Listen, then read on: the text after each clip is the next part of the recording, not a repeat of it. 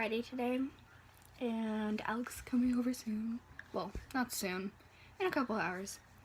So I've been researching trainers for service dogs, and I've been having a real hard time looking for a trainer that would train a service dog and make it do specific tasks, because in Ottawa, they're mostly classes that you bring your dog to, and I need like one-on-one training. Oh my god, my poof is like okay, my hair's a mess, okay, so don't judge. And this shirt's too small.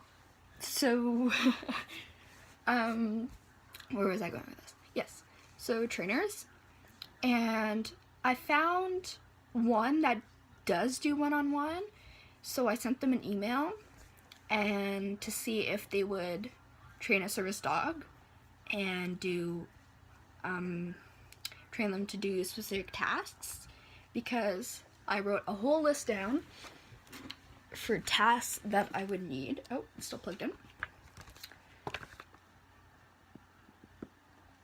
So last night I was Googling stuff and I was having a blast. I didn't go to sleep till midnight.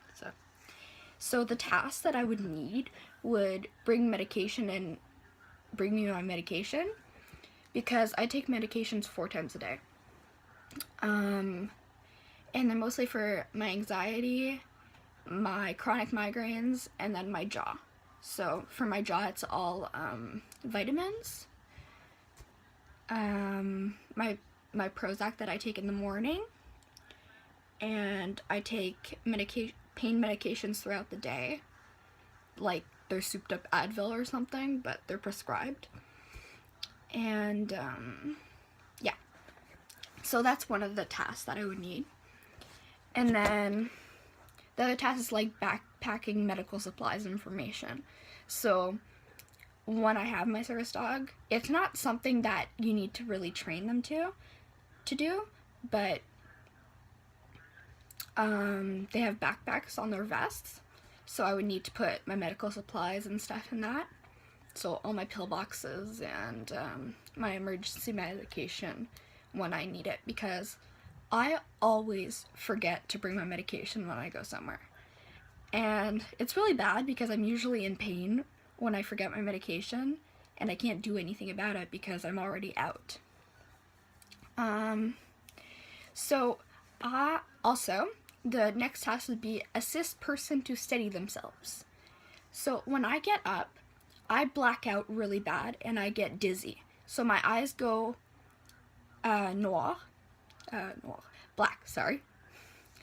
Yeah, so they go black, and for about 30 seconds, but I lose my balance for sure. So I'm like, if you can't see there, I'm like this, but with my arms stretched out, and I'm in like a star formation, so I can stay where I am, or I try to hold on to something. Next is reducing hyperventilation. So when I have panic attacks, I breathe very, very quickly, and so it's literally panicking.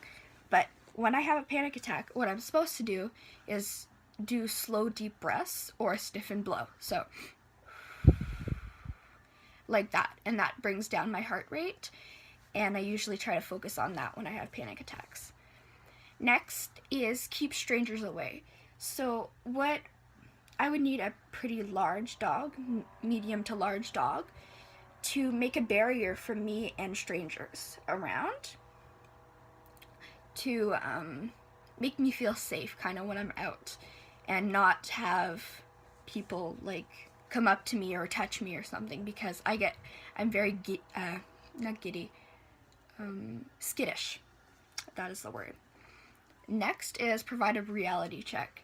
So when I'm panicking, or when I'm usually Dalian would be not in the moon, but sorry, I have a lot of expressions in French that I know since I'm bilingual. But what is it called? Spaced out. That is what it's called. So I space out a lot when I'm anxious, and what I would need the dog to do is kind of like put his paw on my leg and make sure I'm looking at him and not thinking about all my anxious thoughts. Yeah, so that would be another thing. And then medication reminder. So I heard that the easiest way to make your dog remind you to have medication, to take your medication, would be to set an alarm on your phone. And, okay, one second. Okay, sorry, I had to close my door because my dad's watching TV downstairs and it's pretty loud. We were medication reminder, alarm on the phone. Yeah, so you set an alarm on your phone, and I usually snooze my alarms a lot because I'm usually busy doing something. But what I would need my service dog to do would be to actually make me do it instead of snoozing and keep doing what I'm doing, like if I was doing homework or if I was in the middle of watching a TV show. But I would need him to reality check me and to make me go take my medication. Next is break the spell. So, well, it's break the spell and or combat sedative effects. So I take medication at night that makes me very drowsy and dizzy. And sometimes in the morning when I take my Prozac, it makes me drowsy and dizzy too. So I would need to be able to balance myself with him and to make sure I'm lucid, we could say. So I'm actually focusing on the task at hand. Next, wake partner for work or school. So when I wake up in the morning, I'm usually lying in bed.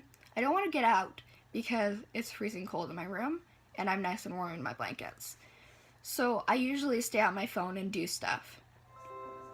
But I'm not exactly supposed to do that because I have to go take my medication.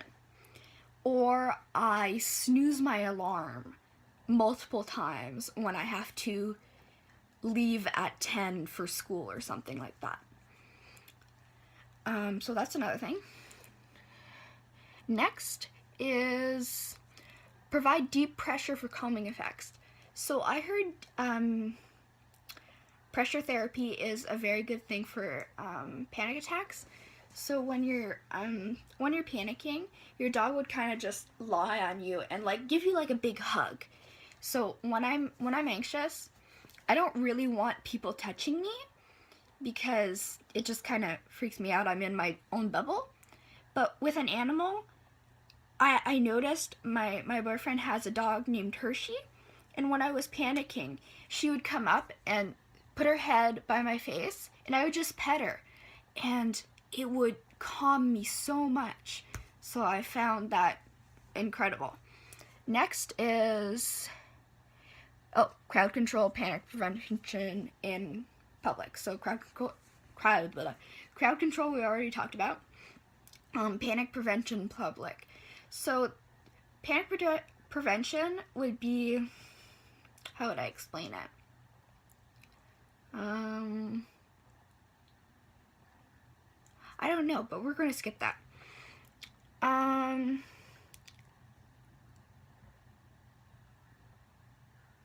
So these are all the same thing.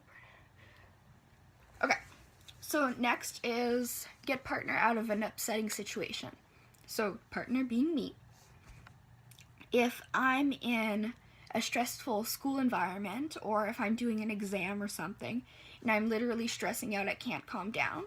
So my service dog's job would be to get me up and move me out of the situation to make sure I calm down and not how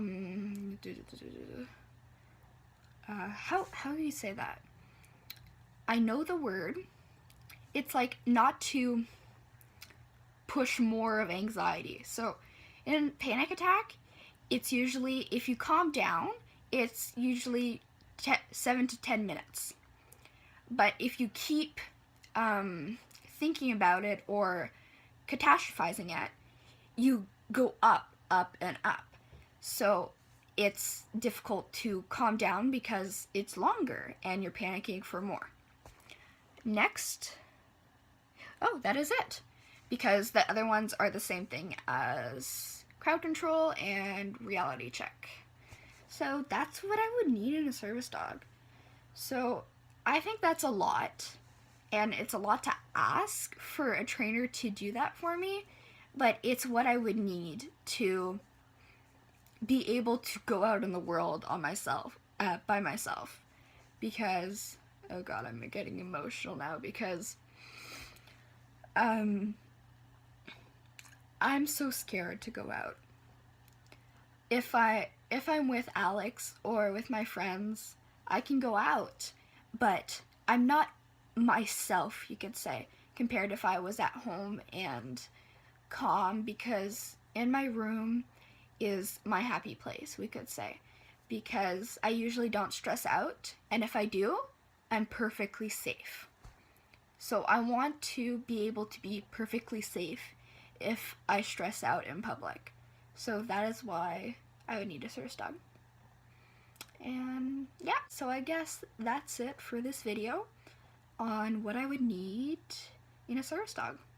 If you guys know any trainers in Ottawa or foundations or stuff that train service dogs, please let me know.